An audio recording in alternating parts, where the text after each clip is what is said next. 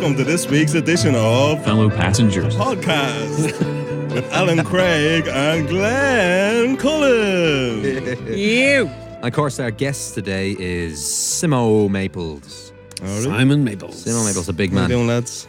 All right, Simo, what's the crack, you well? Not too bad, not too bad. Thanks for coming into us today.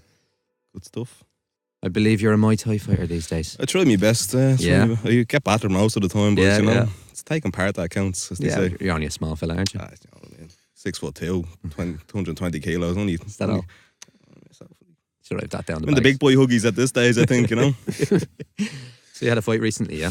Yeah, just 2-3 weeks ago at this stage, yeah. My first amateur Muay Thai fight. Yeah? Mm. How long were you training for that?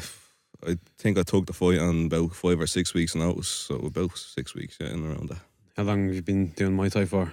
Took my first class about 3 years ago, but been kind of stopping and starting on and off. Like, I didn't, for the first 8 months of this year, I think I trained 3 times, and then there's been a few times over the 3 years where I took a break, you know, for a couple of months due to whatever life and shit like that, you know. So. Right.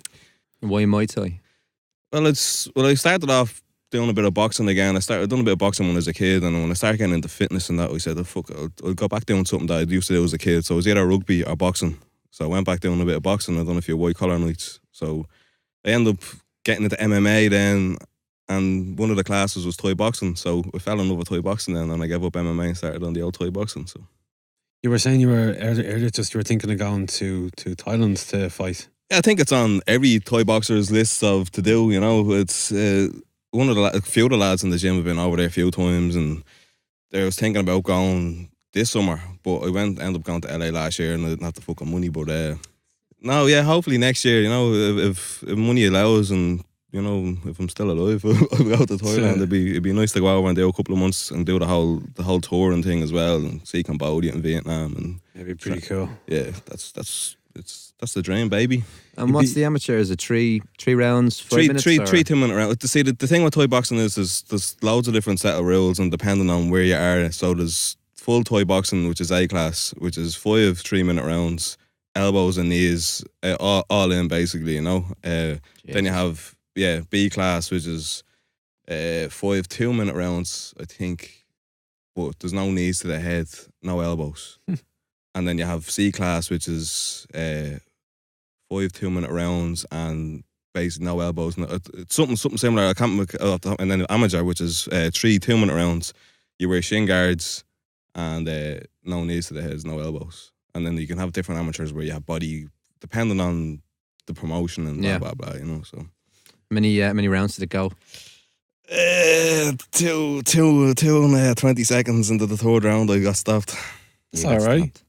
Yeah, just had nothing left to give. I was bollocksed. It's longer than I would have went. Yeah, in the first 10 seconds into the first round, he got me with a fucking beautiful knee right into the ribs, and I found out afterwards that my ribs are actually badly bruised and slightly fractured. Jesus. But like when you're in there, the adrenaline's going, like you feel it, but you kind of just have to get on with it. Unless like obviously some people you drop and that's it, like, you know. Yeah. And then he kept catching me then being he was slightly taller than myself. Like I'd be 6'2", he was about 6'4" at least, you know. Fuck. Yeah, he was a big Polish lad, but strong lad, you know. And he just kept catching me with the same knees the whole round, right in the same spot. And then the second round, then he kicked me square in the bollocks. So that dropped me like a fucking sack of spuds, man. Like I had a steel cup on, but I didn't feel like I had nothing on, like, you know. Jesus. So that took the wind out of my sails, and then he was a lot fitter than me. This might be a stupid question, but is that allowed? Do you know what? In Thai boxing, it's not illegal to kick someone in the bollocks. Why didn't you just do that? Well, because it's different. Like you get me a few minutes to fucking recuperate. Like in MMA, I think you get 5 minutes if somebody hits you, you know. But Jeez, how can you be allowed to do that? it's just because Fuck. the thing about it is Thai boxing, although it's a sport, it's a culture more than a sport. So in Thai, like that, it comes from combat from fucking, like, you know, hundreds of years ago, thousands of years ago. That's how they fought on battlefields. They didn't fight with fucking swords and you know. And So shin guards. it's a culture. People like we start Gaelic football when we're the kid over there. They start when they're a fucking kid over there, you know. So there's no. The only rules I think over there, there's no eye gouging, and you can't eye gouge unless you like over there. They use rope gloves as well. So it's like they look like MMA gloves, but they're made from ropes. That's the traditional Muay Thai stuff, you know. You ever fought with them? No, Jesus. No. Jesus. You're painful. Fuck, that had 16 ounces on me the last time, man, and I was still going. Yeah. And you had to go to the hospital? Yeah, well, the couple of days out, obviously I was in pain and fucking this was swelled, that was swelled, you know, bruising and this, that, and the other. But 2 days after the fight, you start getting kind of dizzy spells. And I know it's a concussion, like, you know, it's kind of, obviously you go straight into Google, you're a fucking doctor then, you know, and you know you have cancer all of a sudden. Yeah. No, it's just dizzy spells. So I just wanted to go to the D-doc and get myself checked over just to make sure that it wasn't anything too severe, you know. And he was concerned with me ribs and blah, blah, blah. So he sent me to A&E. It's a fucking joke. Yeah. How long were you there for? I was there, jeez, I got there at 8 o'clock. And then they took me in and done me blood pressure and, you know, I will call you. And about 1 o'clock then, they decided to call me again and take me blood pressure and fucking breathe in, breathe out, hands up, you know, do the hokey cokey and fucking turn around, you know, and all that shit. And I says, am I going to be here for much longer? I was starting to fucking lose me rag at that stage, you know, and yeah, you have only 2 people in front of you, and I was like, well, that doesn't really give me a fucking, you know, you've called one person in the last 7 hours or something, like, you know. 4 o'clock in the morning and I got called in and the doctor starts examining me and I says, so how long is this x-ray going to take? And he goes, I don't think I'm going to x-ray you now. I was like, what the fuck am I here then, you know? I was going to check x-ray fucking 7 hours ago. Like, that's the only reason I'm sitting here, you know. You've healed. He says, your fucking Wi-Fi shite outside and bar than me fucking tits, like, you know. He's like, I'm more concerned about your head injuries. I says, well, what's wrong with me head? Like, if you've seen the size of this thing, like, you know. But he started doing all these different exams, like tap this and, you know, touch your nose and rub your bollocks and, rub your belly. No, but, and he's like, I want to send you for a CT scan, but it won't be till 10 o'clock in the morning. I said, fuck that. I says, I'll sign myself out, give me 2 painkillers to get myself sleep tonight. So just bear and grin it, you know, and fucking ideal. Shocking, isn't it?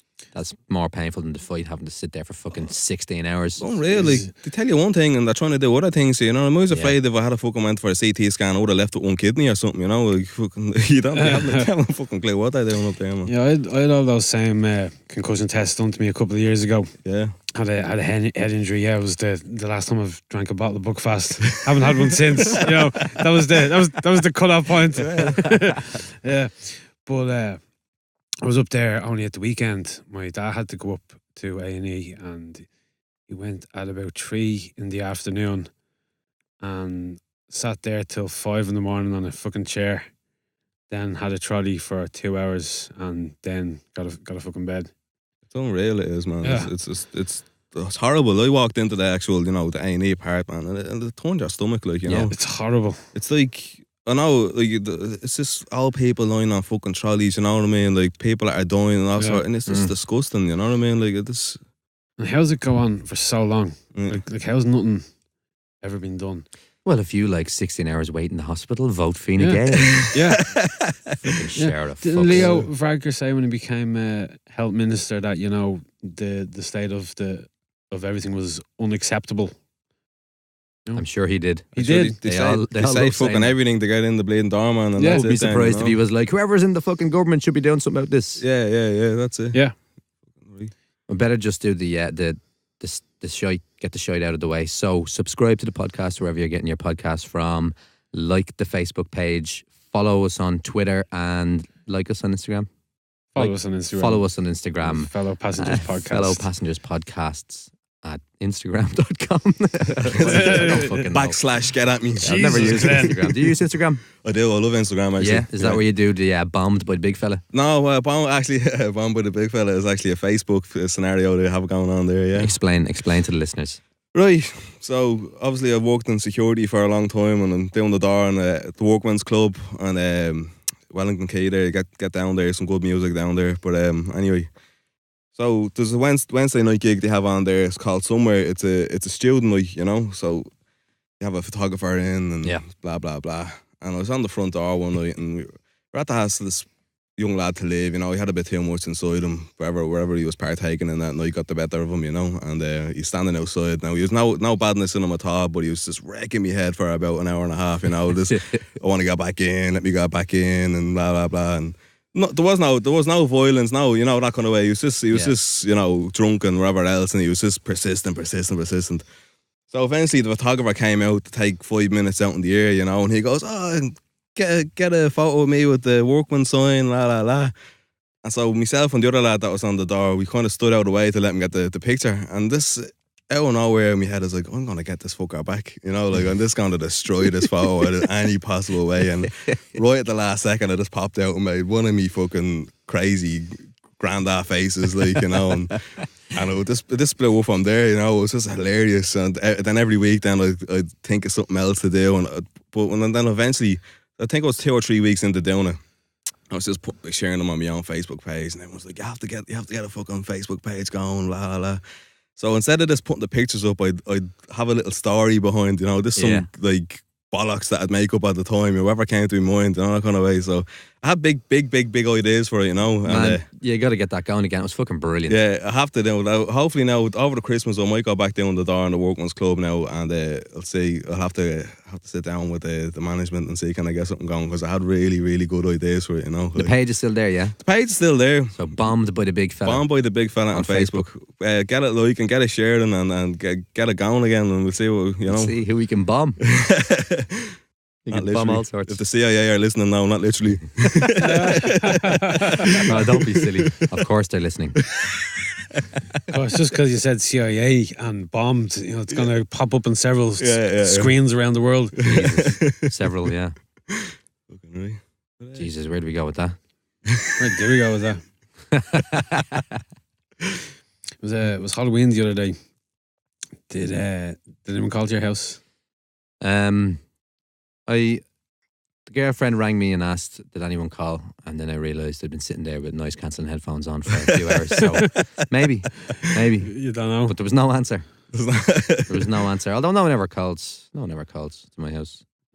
Don't blame them. No. I'd put that sign outside saying, fuck off. Now Halloween here. But I don't usually get some years there's loads, and this year my wife bought a lot of stuff, and I'd said though yesterday, you know what, I'm just not opening the door to anyone. They're all little shits around here. All the kids around here are little fucking cunts. You don't deserve a Cadbury's. No, I'm not. Why should I give them fucking out when they're just shits, right? And then when the doorbell finally rang, I was like, I went out, and I'm glad I did, because it was this woman from around the corner. It was nice for her 3 little kids. Yeah. So I gave them a load of sweets.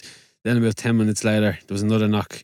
And it's just this little fella, maybe 8 or 9, on his own, right? And he'd set a mask on and his hood up and a backpack and then a bag for sweets. And he's like, trick or treat. I was like, oh, there you go, bud. Give me a few things. Like, cheers. Enjoy your evening, man. He was so fucking cheerful. It's you giving out. Yeah. The most polite child in the world. Yeah. And then no one else called. So you got to eat all the sweets? No, I'm not going to eat them. Nah, you'll eat them. I won't. I'll eat them. We partake in a bit of chocolate in there, didn't I? I'm not going to lie to you. Really? Nice, yeah. Me too. Sat down and start watching new Stranger Things, and I was like... Did you finish it? No, I left 2 episodes for tonight, otherwise there's only so much wanking a man can do, you have to watch a few things, But, I started watching the new Walking Dead, so I had that to catch up on. Now I have the new episode, I got them to catch up on as well tonight, so I left a couple of episodes of Stranger Things tonight. What do you think of it so far? It's obviously the first one is amazing, and this one is amazing too, but there's obviously the first one, it's all fresh and and everything else, and so you're kind of expecting what's going to happen in this one a bit, you know what I mean? But that's still very it's just the era it's set in as well, the music and the whole fucking it's proper retro shit. They really get the 80s down. Yeah, it's really good. Yeah, I mean they probably don't, but they get the stereotype of the 80s down perfect. Exactly. Yeah, that's what everyone knows though. Unless you were born and grew up in the 80s. Unfortunately, it wasn't. So.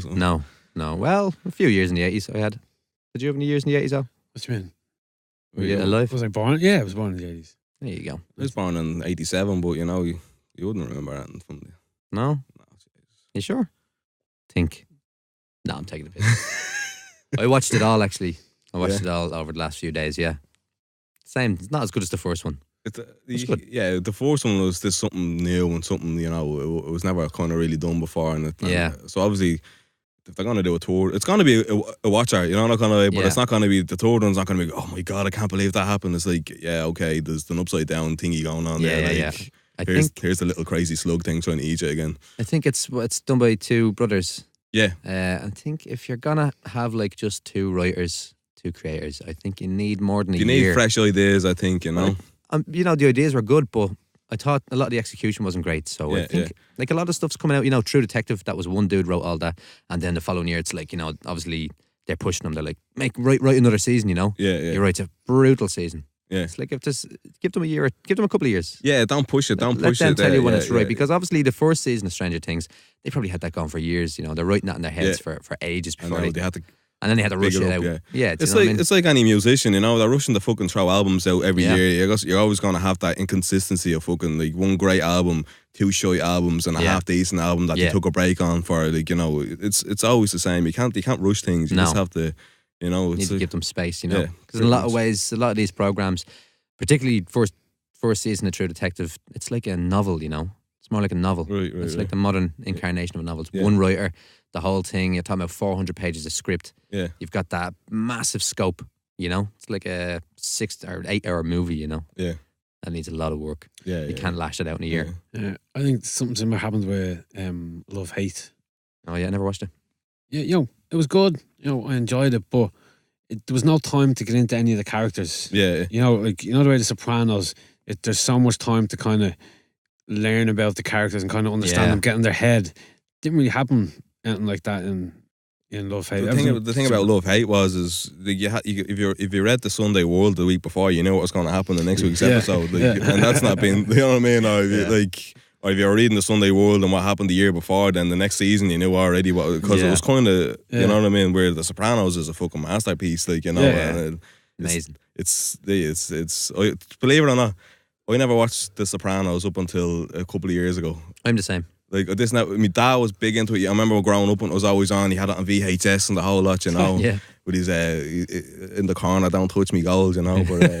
But you know what the funny thing was? I watched the last ever episode first. Oh really? By mistake, yeah. Oh no. That's some fucking mistake. We were working the night shift and one of the lads was watching it. You know, there's two of us on, and I can say that now because I don't work in this place. But he was watching the way, and I seen him watching it through. We used to work a lot of shifts together, you know. And I let him. Like, we'd stick on a film and then he'd watch that and I'd be out doing fucking pretending to do work. But and then I came in one night after doing a patrol or something like that, and sat down and it was the last ever episode. Like, and I was like, I'm gonna watch that now. that seems deadly, even though I know what's gonna happen after fucking, you know. That last episode was amazing. But you probably didn't know. Well, obviously there's so much that goes on back and forth, back and forth. But obviously it's not a spoiler because it's fucking so many years old. But like I knew that Tony Soprano was never gonna fucking die in it until or whatever, you know what I mean. Or even if he did die, who knows what the fuck happened at the end there, you know. Still don't know. But I knew no one ever was gonna take over, and you know all these kind of gangster fucking shit where someone dies, like, and then they go this, like, well, Tony Soprano's there right up until the end, you know. And, it's not a massive spoiler. I mean, you could guess that from the outset, really, couldn't you? Yeah. Like, so it's, but other than that, like, every fucking season, man, it's just like it's unreal. Like, it really is unbelievable. Yeah. It's probably the best thing I've ever watched. Like all movies, all TV shows, whatever. Do you know who was originally meant to be cast as Tony Soprano? I think it was the big man here, was it? They called me, but I was busy. It was Ray Liotta. Oh yeah. And your one who played Dr. Melfi was to play Carmela. Right. Because there's a big influence of from Goodfellas. Yeah, she was in Goodfellas. Right. Yeah. Is that his wife in Goodfellas? Yeah. Oh. Yeah. So it would have been just like bringing back the same characters. And it's a good thing I didn't work out like that, I think, you know? I think so, yeah. Well, what's his name? Gandolfini, man. Unbelievable.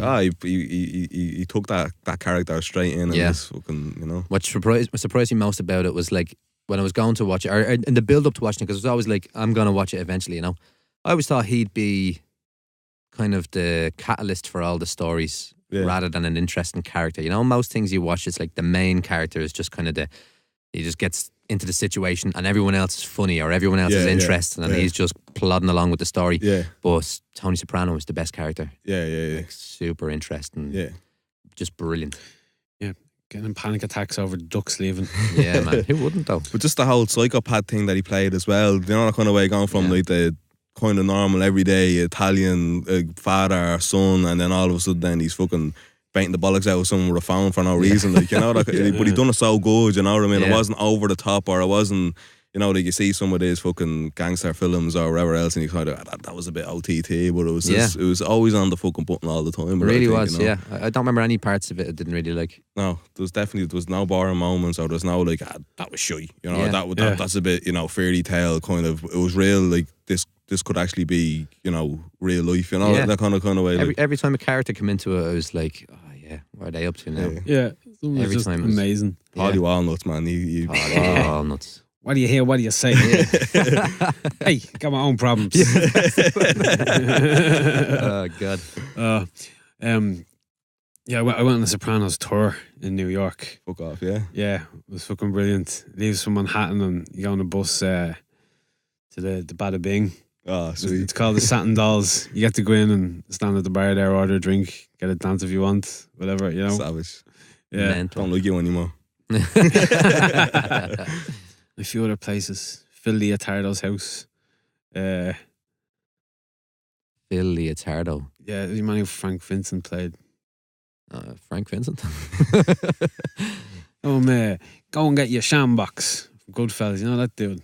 You done the TSB ads as well for a while. Oh, yeah. TSB ads. You got me with TSB ads. He died. Yeah. He died a few weeks ago. Is that right? Yeah. Living the fucking nail down there, Jesus. Was he whacked? Was he? They made him disappear anyway. So we got to also say we're in Displace Studios. As That's always.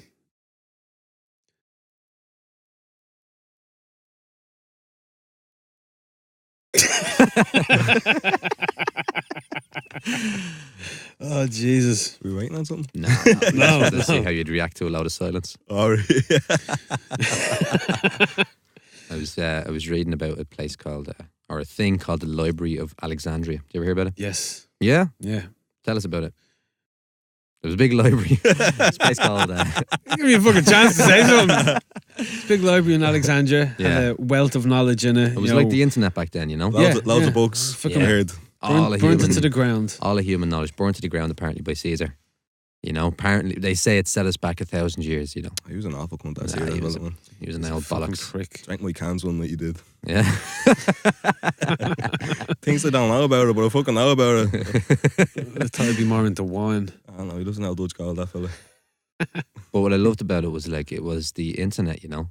It was essentially the internet back then. Like ships would come into Alexandria and they'd take their documents and their blueprints or whatever they had and they'd copy them. Scribes would copy them and give them back copies and they'd keep the original. They just had all of this shit, apparently. Like, I mean, they don't know everything they had for certain, but Yeah. they just had all of this shit, anything you needed, like, you know. It was a golden age. Look back at the stuff that they were discovering back then. It was like a golden age of human achievement, and then they burnt it to the ground. Wow. Set us back. In what year did they burn it down? I think it was Caesar. 1992.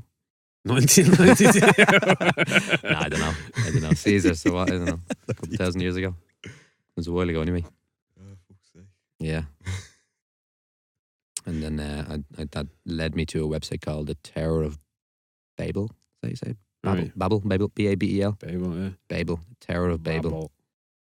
And it's basically they generate, like, did you ever hear that thing about an infinite amount of monkeys on an infinite amount of typewriters with an infinite amount of time will eventually type the works of Shakespeare? Did you ever hear this thing? Yeah, I've heard. You've heard people this say thing? that So before, it's the whole idea of infinity. Like, Yeah. if you have an infinite amount of time, every single possibility will happen, Yeah, yeah, including yeah. the random chance that they'll type Yeah. the entire works of Shakespeare. Well, this just randomly generates characters. That's all it is, and it stores them. So you can type in, you go onto it, and you can type in anything you want, lowercase letters, spaces, commas, and full stops. And you type in whatever. You type in a sentence up to 3,400 characters, and it will bring you to the place where it's been randomly generated. Like, within that, like, it's not generated when you type it. It already exists. Yeah, yeah. Any sentence you can think of right now already exists there. Yeah. This idea of an infinite thing. So go on it and type something in. Don't tell me how to live my life. I think I am. What's this got to do with the Tower of Babel? That's what it's called. I don't fucking know. Oh, right. It's called that. Yeah, terrorbabble.com. Babel. Right. I thought you were going to tell me about some fucking ancient monument. Nah, that was the library bit. Right. But for some reason, they segued into it to each other. I think I started looking up Library of Alexandria, and then this popped up. You know, the Google suggestions. This thing popped up. Clicked into that, and I was like, "What the fuck is this?" Right. Couldn't believe it. Typed in my name. But you know what would be good for if anyone needs to pass any secret messages? You get you can get a hash code, which is just a big long string of random characters and letters and numbers, and it will bring you exactly to the point of what you've searched. So if you want to send a secret message to somebody, you can type it into this thing, whatever you want, then send them the hash code. And if they know to look at it on that website, they'll be able to deduce what the code is. So there you go. That's some crazy fucking Yeah, boy, James Bond shit. Isn't it? would you have a need to do that? Jesus. Probably not, no. Would you have a need to do No, that? I have a life. Yeah. I tried to study, man. This is the shit that happens, you know. I can't say I ever. When I get my hands on the Google search engine, you have to delete that history straight afterwards. I don't be search and hash and fucking Hash key. It's Key a hash. funny how some things can lead you to the strangest of places. No man, he texted me like 3 weeks ago, and here I am sitting in a room and fucking talking into a microphone. What the fuck? Yeah, technology, what? You don't look very comfortable there. I'm very comfortable. Yeah, you sure? Yeah, Right. just in a lot of pain, but more. You're still in a lot of pain, yeah? I would mean too much. It's a small bit. What if I poked you? I mean, I'd get a smack, I obviously. usually charge people for that, but because I know he's so long. Yeah, way back. Yeah, When we were little nippers. I was 16, 15 when I met you. It's not that little, is it? Was it that? 15, yeah, probably 15, 14, 15. 13 years ago, 14 years ago now. Yeah, at this long stage, hair. man. Yeah, The works. stuff down on our beg, Yeah. smoking joints and drinking druids. Yeah. And little medicine bottles of beer. Can't remember what it was On the called. little French spears. We Oh, was Yeah. those little ones from Tesco. Yeah, you used to get Yeah. like 24 of them for about 50 cents. Or 50p back then. yeah. God. I think it was like Good times. $9.99 or something, wasn't it? Yeah, it was crazy. Or £8 or something. Yeah. Remember the guards pulled up one day and one of the lads, he had them in his bag, sitting on the ground. And they were like, is any drink around like that? And we're like, no. And the guard goes, lift up that bag. And he lifts up the bag. He goes, ching, ching, ching, ching, ching. He took all our beer. Yeah. Stuff used to get hassled to have the guards all right down there. Yeah. Smelly hippies. Yeah. You're You can mistaken. understand it now that you're a bit older. Yeah. There was one night when I was out and two of us decided that we were going to get shoulders of whiskey instead of cans this night. So we had them in our inside jackets. And sure enough, we're standing around the green. And I don't know where the guards come along. Everyone had bags of cans. Took everyone's bags of cans. Didn't ask any whiskey in your inside pockets there, boys. Very good. So you're just drunk by yourself. Everyone was already drunk. These are the tricks you need to know for, growing up and stuff. I remember I was at I don't know, it was a christening or something, and I went over to the chipper, and I think it was one of my brother's mates, he came over as well. He was like, I would go over to the chipper with you. So I was like, I'm getting a snack box. And he goes, oh no, it's a rookie mistake. You don't bring a snack box back to a party like that, man, with no food. And I was like, what? Don't be silly, He's like, no, I'm getting a battered sausage and a curry pie. So we go back anyway, and I whip out the snack box and I'm eating away, and sure enough, like fucking vultures, swarms of people come over and give us a chip, give us a chip. And I take a fucking chip, and then they go over to him. Do you mind if I take a chip? And he goes, I've only a curry pie. Do you know what? You done what he done with me. Did I? Yeah. We were at some fucking event and I walked over to the chipper with you and you told me that exact story. And you got a batter sausage and something else. Yeah. You didn't get Did any it work? chips. We didn't get any chips. Did you get hassled for your chips? No, I didn't get any. You got the food. Oh, right. You told me this is why I'm not getting chips. You live and learn, So there you go. If anyone wants to bring food back to a party, don't get chips. And if you want to send secret messages, terrorbabel.com and subscribe to the podcast. Man, how long were you working on the doors for? On and off for about 7 years. Like, you kind of go away from it for a while and it drags you back in. So, started, when I was 22. Done my first door. Do you like it? No. No. It's absolutely a soul destroying job. Is it really, yeah? It must Jesus. be working in a place like that's busy and messy and right in the centre of town. Well, like, I've worked in crazy places. Like, I worked in one of the biggest nightclubs in Dublin, out in Swords. I won't name names. No, we'll wonder what it is. And that was an experience. I have to You say. see some great fights outside there at the McDonald's sometimes. Oh man, I've seen some great fights inside. Never mind outside. Jesus. But yeah, it was New Year's Day, I think it was, and we was usually about 23 of us on around Christmas up there because it's a big spot, you know. Mm. And New Year's Day they had an event on, and they were only expecting 600 or something like that. So they only put 11 or 12 of us on. End up 14, 15, 1600 of them arrived, and absolutely, as soon as the lights came on at the end of the night, absolutely kicked shit out of each other for like absolute animals, you know. There's like 14 guarded cars, 2 public order units, all sorts trying to fucking. It was Serious. Yeah, it was a bad hell night, like, you know. Jesus. Yeah. Something similar to that happened to me doing security in a hotel Yeah. in Ballsbridge the day of the night of an All Ireland final, Right. and the winning team, we won't mention who the team was. It wasn't Dublin anyway. The GAA county board, whatever, had booked the hotel in the function room to have, you know, this thing, and they'd won. So I think they'd sold. There was 1,000 tickets to be sold, but they sold twice as many as they're supposed to. Right. So 2,000 people turned up at the hotel, and only 1,000 had tickets, and it was fucking chaos because everyone's trying to get in. They couldn't get into the conference bit, so they're trying to come into the main door of the hotel where I was. And we could only let in guests who were on the list who were staying there. And there's people threatening to drive their cars in. Like, they all had tickets, Yeah. but they're just being told no. It was fucking chaos for hours. Whose fuck up was that? It was the greed of the county board of the county that had won. They thought that many people just wouldn't turn up. Or it'll be grand. We'll squeeze them in. Yeah. You know? Fuck. Fucking Irish fucking mentality for you. I'll get them in somewhere. Yeah.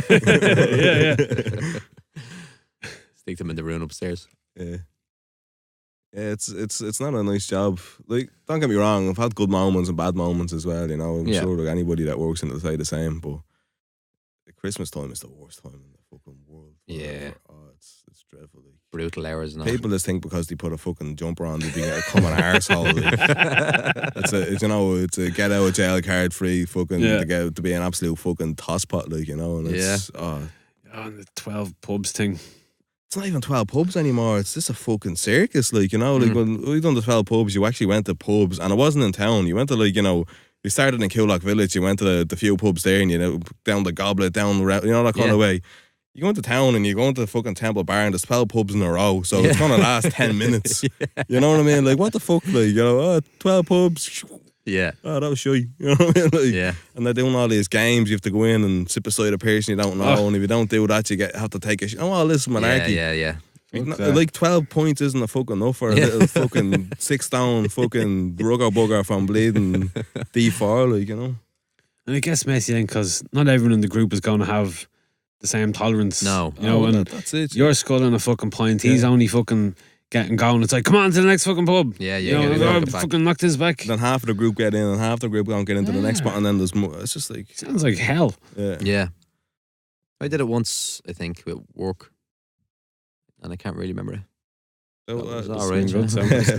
Like, if it's done properly, you know what I mean, it's not a bad night out. Like, if you take your time, go to, as I said, like, you go to a pub, you know what I mean, and then you have a bit of distance in between. You might have to get a bus to the next pub, or you know what I mean. It's a bit of an event. Whereas you land in a Temple Bar and there's 12 pubs in a row, and you're fucking, you know, as you said yourself, Alan, like, fucking one person can drink 10 points and be okay. One person can drink a half a pint and not gonna, you know what I mean. And this fucking, it's ridiculous. You know what I mean? Where's the adventure? What's mean I can't get in? It's Christmas time. But it's Christmas. Go in there and fucking, you know. I didn't realise. Slip from fucking split your head open and then send the solicitor's letter in there tomorrow. No problem. Yeah, go on. No bother. Sorry about that for doing my job. Fucking hell. Yeah, you don't understand it though when you're that drunk. Very grand. I've been there myself. You know, like it is. Where did I go? You love me that. I remember saying to a doorman one time, won't let me in either. Yeah, don't blame him. Al had a recent encounter there. With a house fire, didn't you? House fire, yes, I did last week when I was walking the dog. Walking down the road, up this house up ahead, could see black smoke. The front door was open a bit, and there was black smoke coming flying out, and there was a couple of vans outside. So I thought there was someone. Well, there was someone working there. It was your man who lived there, but I thought it was professionals, and thought it was something they were doing. And as I walked up and I was looking, like, hanging, that's fucking thick black smoke. That I can't think of anything that could be other than a fire, And then your man came running out of the house, and he's like looking around, and the boiler was on the side of the house, and he's like, "It's the boiler's on fire! The boiler's on fire!" And he's like, fucking shit. And he ran back in and up the stairs, and I went over then and like started shouting in the door. I was like, "You okay? You okay? Come on, let's go back out." And he came out with his wife and the dog, come down the stairs, carried them down, and I called up the fire brigade and explaining where it was, and saying it's the boiler, and everyone was coming out of their houses and all the adjoining apartments, and people are coming out with their kids and standing on the road, and there's people shouting like get away. Like, it's the gas, it's the fucking boiler, and your man's like, I don't know how to turn it off, and then he started running back into the house and like opened the press that the boiler was in, and all this, the coats and rags and scarves and stuff that was on fire, started pushing them out onto the road. And I'm on the phone to your man after telling him everyone was out of the house. I'm like, he's going back in, he keeps going back in. He's like, get him out of the house. They're trying to drag your man out of the house, like saying, Mister, come on, get out. And he's like, no, put it out. I put it out himself. Like, when everyone's screaming, get the fuck away. Jesus Christ. What was he trying to put it out with? It's like his foot in a sweeping bush or something. I'm going to put a boiler fire out with me foot. Well, he did. Well, all the rags and stuff that had come out, that came out into the hall then. He put all that out, kind of kicked it out of the house and put it out. But, yeah. Nightmare. Be careful where you're drilling fucking holes. Yeah. Be a lesson to you. That's why I don't do any DIY work. Yeah, man, I don't even like fucking foldy chairs, just in case I fuck it up. I heard a story about it was one of these things, weird deaths. These kind of shows you see on fucking Sky One about 3 o'clock in the morning. Yeah. And it was your man. Jesus Christ! The boyfriend is like sitting on one of these fold up couches, and the girlfriend's going out, and she like folds it on him as like a prank. And then when she came back later on, he had never escaped. And that was the end of him. So you're right about fold up chairs, man. Really? Don't go near them. No. Stay away from the fold up chairs. You never know. Anything could fucking hurt you. I heard before that 70 people a year in the UK get seriously injured putting on their socks every year. Fucking hell. Don't even get me started on putting on socks, lads. Right? I think he already has. No. Come on. Right, I have awful problems with flexibility in my hips, right? And they're a lot better now, but I'm talking like when I first started getting into fitness and lifting weights and this, that and the other, putting on the socks in the morning, lads, Jesus Christ, man. I had to have a shower after having a shower, sweating that much. Like, I swear to God, though, it's no joke. Like, I swear, like, the pain, the fucking, you're this way, you're that way, you're just like, I just start wearing flip-flops to work and then fuck them. Bouncing on the door in flip-flops. Yeah, no, it was an awful time. I'm glad you brought that up for me there. Well, it is an unknown plight of some people. There you go. You're in one of those tiny statistics. You get bulging discs and fucking slip discs and all sorts from putting your socks on, lads, I'm telling you. Yeah, well, what's that? 70 people in the UK? Yeah. And that's what, 65 million people? And what is it, 4 million people, 5 million people in Ireland? So that's probably one. That was me. That's you, man. That was me. Yeah, all that's you. Between 2012 to right through to 2015, that was me. One too many. You know? That's amazing. I thought we were coming in here to talk about Muay Thai. Let's talk about socks, man. The most minority group in Ireland. To get Ireland. out there, you know. Yeah. The sock brigade. If anyone is suffering alone, get in touch. Yeah. You know, there's no shame in it. There's dozens of yous. I tell you, especially them extra woolly socks that you go hiking in. They're a bastard to get on. Worth it though. Oh, it's like wearing a carpet, but after I never put my socks on the right way. I don't know if you could tell with these ones, but the way there's a place your heel's supposed to go. Yeah. I never pay attention to that. Yeah. Really? I'm meticulous about that. Like, if I put a sock on and I've gotten it wrong by a little bit, sometimes I'll have to take it back off and start You again. strike me as the type of person that irons your socks and everything. Man, I earn nothing. Well, maybe not you Nothing. personally, but the missus are, Nah. Yeah, If I asked her to iron me socks, she'd fucking throw them at me. Do you have an iron? I ironed my trousers today. I'll tell you that much. So you just fucking lied to us. Yeah, but that's weird that you bring that up. That's like very, very rare that I'll have to iron anything. this for me. You ironed your trousers this for Jesus. I thought, It's hang on. impress. Now, do you know what it is, right? For some reason recently, the horse that you dry your clothes on wherever the fold is, it's just turned into this lumpy mess. I just pictured a fully proper Shigar horse with a load of your clothes sitting in the front room right there. Wait, what do you use? You know that horse that you enjoy your clothes on? Your socks pegged onto his You know mane. what I mean? Yeah. Fucking animal rights on the way down to Gaff now. Oh my god. I use a fucking dryer. I'll be living in 2017, man. A dryer, yeah. You know? The dryer. I have a dryer, but we don't use it. I have a dryer on, like the washing 'cause I'm machine living is a back. dryer as well. You get the the combo, yeah. But it Wash makes our dryer. it makes a lot of noise. Yeah. Well, the only reason I use a dryer is because I'm living back in my mask after the last fucking year and a half. So I have the, Yeah. The facilities. yeah. You're not paying the electricity bill, Yeah. so Well, I am in my rent, but yeah. but like it's there. There's Yeah. a dryer there, It's like, whoa, fresh from water and a dryer. Luxury. Happy days. The dryer's great though. Yeah, it's good for the winter, especially you have to get in your clothes. And you're like, Jesus, it's bad to go. Throw the old hoodie into the dryer for an extra few minutes, and you shower on, and skipping down the road, Yeah. My mum used to put a school uniform on the radiator in the morning before we'd get up. Ah, you have to, Oh, yeah. can you? Put on all nice wine and you leave the house and you're fucking fucked. I don't mind that. I don't like a warm bed. Like if the bed is warm, I'm not gonna get into it. See, I'd agree with you to a certain extent there. There's times when you do need an room temperature bed to jump into at least. When you're at the, like, I walked on the door, so you're out all night in the fucking door and you're Freezing. absolutely frozen right through, but you can't get into a bed that hasn't been, kickstarted Yeah, for you, like, at least, But in the summertime, no way am I getting into a bed that, you have to flip the pillow over every 10 minutes and, Yeah. there's no way I'm getting, because I'm a sweaty cunt, let's just face it, you know what I mean?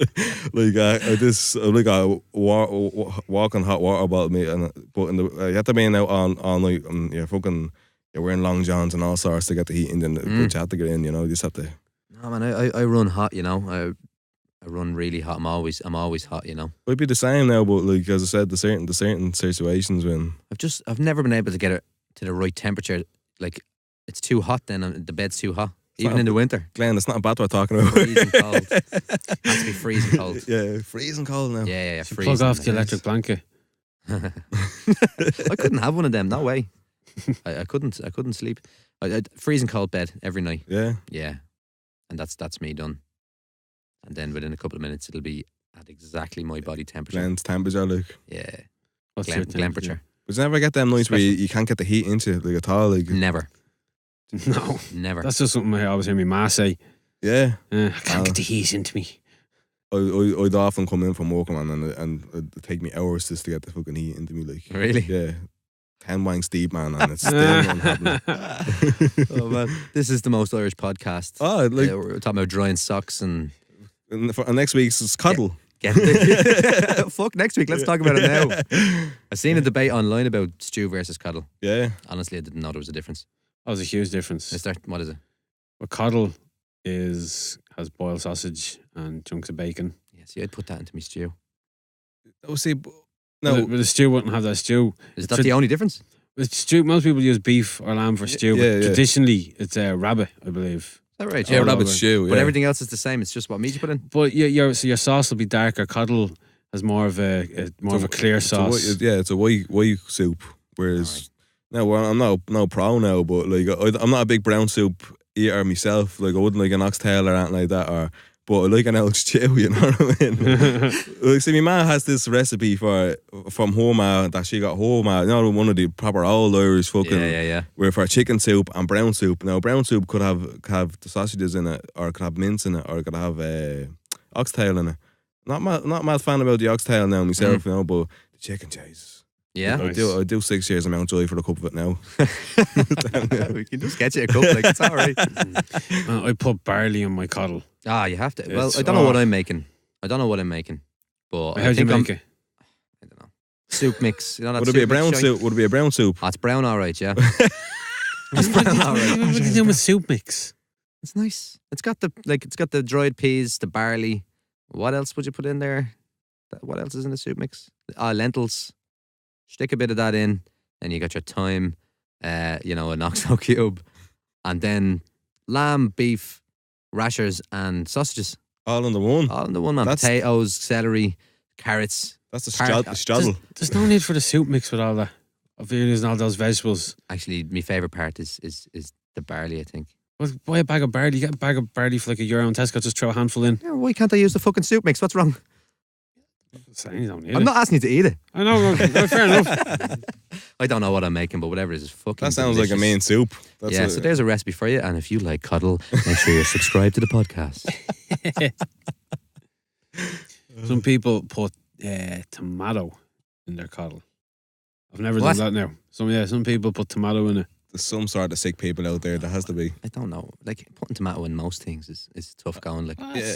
I mean, a bolognese or a lasagna, But that's tomato based. tomato based sauce. So you're not sticking a beef fucking. Tomatoes? Like I couldn't put it in an omelette or something. People put it in an omelette and all yeah. that. Yeah, Yeah. it's too watery. Take or leave sort of relationship with a tomato now. I have to say. You like- can take all the seeds out. Relationship with a tomato. What? If you're putting it in an omelette, scoop all the seeds and water out and then chop it. if you get them nice, too much- chunky, too much effort. juicy tomatoes that don't fall apart, and you stick them into an omelette, it's not too bad. Like Yeah. it's a tough going to get the right tomato out there. You know, like I was in Greece there a little while ago, man. I've never eaten such fucking delicious tomatoes in my life. Like, so delicious. I had to comment on it constantly. And I don't give a shit about tomato. yeah, I take it or leave it as well. yeah. But these things were unbelievable. Yeah. Man, these things. It's just when you bite, it's like biting into an apple. You know that Yeah, pours the it's juice and it has juicy. that. There's a bit of bite into it. Yeah, but so tasty. Like, you Yeah, know, like yeah. the ones over here are bland by Yeah. comparison, you know? I think isn't the difference that somewhere like that they can let them grow on the vine to the full Is that right? if, Yeah. if the you, full if you always over in the Spain amount- there, the like, amount and of it's sun. just buying the tomatoes over there, and it's a different ball game altogether. Yeah. You know, it's they're right up there on the tomato chain, like you know. Yeah. Yeah. Oh, yeah. Is it the sun? It's you can in the same sort of conditions and temperatures you can grow a weed plant as a tomato plant. It's the same conditions. Yeah. Ah. And there's so many different types of tomatoes. It's something about 250 types of tomato. Yeah. Sativa tomato. yeah. And the Italians have a different recipe that you only use that tomato for. Really? Yeah. Don't use that tomato in that. No, you use this Yeah, tomato. it's for to go. You know what I mean Yeah. with this and I didn't know there's so a much. lot of hand gesturing goes on while they're talking about it. Apparently. It's different hand gestures for Yeah, different tomatoes. Oh, yeah. I didn't realise there was so much depth to tomatoes, man. I'm going to have to start researching It's a this. complex world we live in. You know. It is, yeah. It doesn't seem so on the surface, you know. When you first open There's your a saying, eyes. there's a hard day life for a one. boiled egg, but it's a hard life for a tomato too. You know. You're fucking right, it is, yeah. Like a little soft boiled egg. Yeah, sure you would. Private joke. Yeah. Not anymore. No, it It's wasn't. out there in the world Yeah. of. What we just briefly mentioned weed there. Yeah. Who did? We were talking about The CIA are listening. CBD. Well, legalize it then. Yeah, Fuck's exactly. sake. Yeah. Stupid, like this fucking government, they can't get the healthcare system right, can't get the education system right, they can't even legalize a bit of weed. Like, what the fuck's going on? Anyway, aside from that, you were telling me a bit about CBD oil. I don't really know anything about it. Someone can fill me in a little bit. Yeah, well, basically, we started using it maybe 6-7 months ago. You know, for recovery and it's anti-inflammatories and that sort of stuff and natural and painkiller and Yeah. this. I'm no scientist. I read up a bit myself, just from my own stuff. But like, there's so many different aspects to what you mix together to get different things from. And obviously, there's the medical grade CBD stuff that they're given for cancer patients and Right, yeah. people with epilepsy and stuff like this. You know, And this isn't psychoactive. no, The CBD oil. there's very low percentage of THC in CBD, if none at all. There might be like 0.1 or depending on what way it's done. You know. Yeah. And so you're not getting stoned or high off it. It's And you can buy this legally in Ireland, yeah? yeah. Can? Yeah, there's a few places. The place I buy it off is called CBD Relief, and he gets different strains of it, like different strengths. You got 200, 400, 800, and they all come ready mixed in a bottle with flavors. There's another place on Cable Street that you don't get. It's not flavored. It's sativa flavor. It's called, but. The lad I got off Justin is very good. He has the drops. So you can take a drops, you can take a vape, or there's a spray. That kind of way. Depending on what way you want to take it. The thing with vaping is it's like smoking a cigarette. So if you smoke a cigarette now and 20 minutes, half an hour, the effects of that nicotine or whatever is going to be kind of worn off a bit. So you keep vaping. Yeah. Whereas the drops, they build up in your system. Right. So if you take the drops under your tongue, it's building up a sort of, whatever in your system, so it'll last for a bit longer. And then you have obviously the medical grade. Like I'm on 800 milligrams CBD. I'm not sure what percentage of CBD that is in percentage wise. Some people go with percentage, some people go with milligrams, blah blah blah. You do a drop, yeah? No, it's vape. I vape. Oh, you vape? Yeah. See, the thing is, I'd love to do the two of them, but I haven't got enough money to be honest with you. It's quite expensive. Yeah. Like it's €89 for the bottle I get. It's 50ml bottle. So how long that gonna last you? Well, I got one fucking 2 months ago now, and I'd vape. I wouldn't, even when I'm not training, I'd use it because it's good for anxiety and it's good for depression and stuff like that, And I found since I started vaping CBD, my anxiety has halved at least, Really? Maybe even sometimes I wouldn't, it depends. Obviously, everyone gets of anxiety, course, yeah, it's depending on natural, day to day or whatever. If you're going fucking somewhere that you're anxious about, you're going to get anxiety. But there'd be sometimes where I'd be sitting there doing nothing and I'd be, it just comes over you. Yeah. That's That's sort of gone, I vape after training. Obviously, if I train for an hour and a half, smacking pads, sparring, you get bumps, bruises, this, that, and the other, and inflammation in your shins, and this, that, and the other. You take it and it takes the edge off, We've been recently mixing it with THC oil that I've been getting. Yeah? Yeah, it's not a high percentage of THC, so again, I'm not smoking it and I'm not getting stoned. Like if you smoke a joint, you're at the fucking smoking a joint. Or you just take even a pull off a joint, you have to say. But this THC, it's like drinking a very strong valerian tea or chamomile tea or something. You just feel nice, relaxed, that kind of way. It takes the edge off, Yeah. So the two of them together, THC, that helps with obviously psychoactive as well. So it helps with a lot of other things with depression and anxiety and blah blah. Like there's a list goes on, that kind of way. Kills cancer cells with the CBD mixed in this. And you'd recommend it anyway. Oh, 100%. Yeah. I've been telling everyone about it.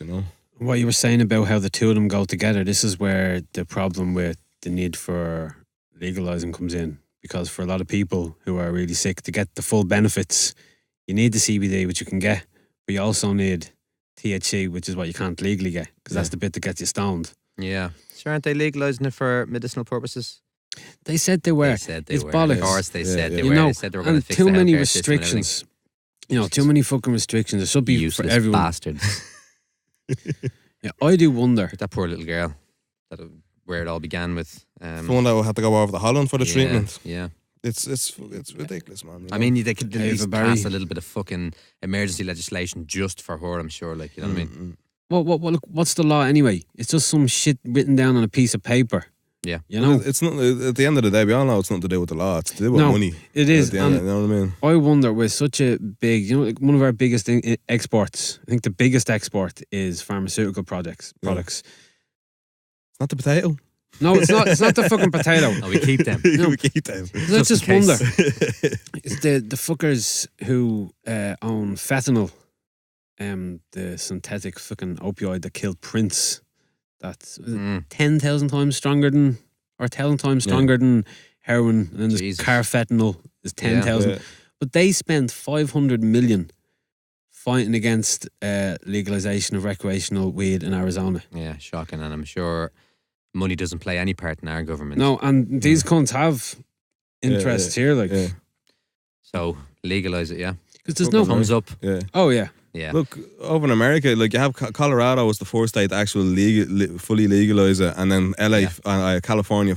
Actually, when Trump got elected, it was the first thing that kind of went in California was the legalization. It was outlawed. So I was in LA last year, and obviously you get the medical card and this, that, and you go in and you say, oh, me big toe hurts, and to give you the medical card, and you can get anything you want. It's absolutely brilliant, It's so relaxed. LA is a crazy city. It's absolutely amazing, but everyone's just walking around the street smoking joints, like Deadly. Laid back. Yeah, but I was talking to people in LA, and they're like, "No, man, you need to go to Colorado. That's like, that's the place to be." And I'm like in LA thinking like a pig and shit, like, you know what I mean? I need to go to fucking Colorado, so you know what I mean? But man, there's so many benefits. Like the amount of money we're gonna get in tax revenue. Like from the economic perspective, how difficult it will be for people under 18 to get it. Yeah. if it's legal. Yeah. You got Do to you know make what I that mean? hard and make the penalties to people selling it, Yeah. stricter. You know, you got to get the medical card, whatever. You got to get some kind of social club card. I mean, they the don't want- benefits are. They don't want to save lives, though. They don't want to save they don't lives. give They a want shit. they want to line their pockets and they want to kill people, and that's not getting fucking too. And look, here's the thing: any reasonable person who explored the topic, looked at it with an open mind, looked at the evidence, looked at the non-evidence, any normal person should be able to look at that and go, "All right, Yeah. I see what's going on here." Yeah, Anyone that's not ideologically opposed to it. Yeah. So why the fuck wouldn't government ministers do it? They'll No fucking interest. It'll be done eventually. It's just a matter of when, really. You know, that's the trajectory, but it should be sooner rather than later. They should be proactive. You know, Ming Flanagan was giving a speech. They were talking about legalization, I guess, in the European Parliament, and he made a great quote where he said, "It's the law rather than the drug that destroys lives." yeah. And that's the most spot on. dangerous thing about buying drugs. Yeah, getting caught. Yeah. I think anything should be legalized in a sense, like, you know, because at the end of the day, any drugs that are used on the streets now were created for health, Some kind of you purpose. know, cocaine was used as an anesthetic and painkiller, I think, back in Yeah. it, and it's only when it hit the streets is when it started destroying lives. Of course. You know. Well, people get addicted to these when they're actually prescribed Well, them. yeah, And exactly. then they end up on heroin or Like whatever. fucking tramadol is this painkiller like that. Yeah. People get addicted. Yeah. Toilets, Yeah. fucking, you know, cough bottles. You know what I mean? I know people are strung out on cough bottles, Yeah. but you don't realize it. You know what I mean? I love to taste the cough bottle. It's great. And to like, at least a starting should be decriminalising the drugs, you know. To quote Ming Flanagan again from a long time ago, he says, "It's hard enough being addicted to heroin without also being a criminal." Yeah, exactly. Yeah. And we're one of the last places to have any drugs decriminalised. Most Yeah. European Somewhere countries, you they- can yeah, have X amount on you and nothing, Yeah. jack shit's going to happen. If you look at Holland, they're closing prisons over there because of the criminality and fucking and the rates are just dropping. You know what I mean? They Yeah. have the places where you go in. I can't remember the particulars about it. Like in the morning, say you're addicted to heroin, you go in, shoot up your heroin. They've clean needles. They've a Yeah. room to do it, and then you go off to work, and then you come Exactly. back, and you know what I mean? And so when they started that, they had a terrible heroin problem when they started that Yeah, scheme yeah. with the injection centres, and that eventually caused a stigma to people injecting. Yeah. So more people went to smoking heroin. Yeah, so yeah, which, yeah. you know, was obviously a bit less. Yeah, exactly. But what the government done was for the people who they couldn't get off heroin, who methadone didn't work, who other things didn't work, they then start giving them the heroin. yeah. You know, and that's the sort of people you're talking about now. They go in. It's the same in Austria, I think. Yeah. They go in. The government supplies good, clean heroin. You know what you're getting. Yeah, off it's to not- go it's to not job. cut with dirt, Fucking, yeah. You know, the grime is gone. How different is it that a fella popping in for a quick point before he goes to work in the morning Yeah. times? You know what I mean? I know, like, it's just deemed a lot worse because of the name behind heroin, and you go to the Yeah. streets and you see fucking junkies, you know, they look like skeletons and they're not destroying their lives. And but that's because the government haven't really helped. Well, obviously, there's people out there that don't want any help. You can't help someone that doesn't want Yeah. to be helped, you know? Yeah. But But when you look at the figures of the rate of addiction dropping in countries where they decriminalise Yeah. it and they actively help people, exactly, there's the rate of addiction falls, which there's means that there's we're a not process doing in place for these people rather than just say, oh yeah, you're homeless, you know, let's like, oh, give him a hustle for the night, and Yeah. you know, Yeah, the situation is the way it is mostly because of the law. In Portugal, that happened when they decriminalised it. They used to have, I think, one Yeah. of the worst That's what problems in I was Europe, talking and about, yeah. like now it's gone pretty much. Yeah. Yeah. Well, they started, if you were caught with a certain amount of drugs, they would offer you free counselling yeah, to try and get away from the addiction. That was the only thing that the police would say would do for you, is offer you counselling, counselling, yeah. and the rate of addiction plummeted. Like, Yeah, and that, like, you look at drug addicts in the street, and you know most people just see danger and, you know, Yeah. filth and Yeah. oh, get me away. But I mean, to end up like that, like no one chooses no, to go down that path. You know, you can only just imagine what sort of fucked up pain Yeah. and shit you must be in. Like if Yeah. you ever stop to talk to someone like that and Yeah. and find out their life, there's a human behind that The facade. thing you is, know, most that's of the way these people have don't built up a barrier that you can't see that anymore. Especially, look, I've worked in Dublin in the night time and during the daytime, and you see these people, and you sort of, you'd nearly go, look at that, that's a scumbag, you know what I mean? The way Yeah. they're talking, but that's the barrier they've built up over time of abuse and neglect, and this, you know, obviously they have problems. they could have came from the best family in Dublin, you know, with, Yeah. everything they needed, and one day they went out drinking cans with a group of lads and they got stuck into the wrong people and blah blah, and that's, you know what I mean. And then you have the other side of people where they come from a family who have generations of this behind them, you know what I mean. Born right into it. Yeah, You know, that kind of- a lot of time the pain they're trying to get over is psychological, you know. You can't see that on the face of it. That can happen to anybody, you know. Doesn't matter what class you're coming from. Doesn't matter where you are. If you don't have access to help, you're gonna fall down a rabbit hole, or you can fall down a rabbit hole. Yeah. And that's the way I think we need to start looking at it. Yeah, totally. You know? So it's just pushing it on the carpet as usual.